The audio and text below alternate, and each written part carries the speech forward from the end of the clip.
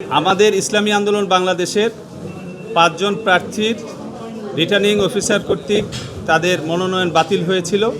তার এগেনস্টে আমরা এই প্রধান নির্বাচন কমিশনার বরাবর আপিল করেছিলাম।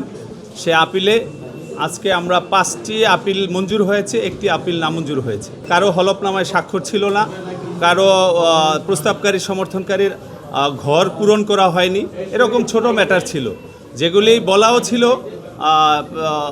পিআরওতে, যে এসআরওতে বলা ছিল যে এগুলি রিটার্নিং অফিসার সমাধান করতে পারবে, কিন্তু সেখানে রিটার্নিং অফিসার না করে আমাদেরকে এই প্রধান নির্বাচন কমিশনার বরাবর আপিল করতে হলো।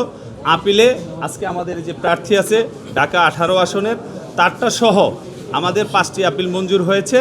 যে ছোটোখাটো ম্যাটার ছিল সেগুলি আমাদের যারা এখানে বিচারক ছিলেন তারা সেগুলি অ্যাকসেপ্ট করেছে। 5টির মধ্যে একটি নামঞ্জুর হয়েছে, 4টি মঞ্জুর হয়েছে। 4টির মধ্যে মোহাম্মদ নূর উদ্দিন, এটা হলো চট্টগ্রামের 11, আর ঢাকা 18 মোহাম্মদ আনোয়ার হোসেন, মানসুর আহমেদ সাকি চাঁদপুর 2, মোহাম্মদ শাহজাহান আলী তালুকদার বগুড়া 3।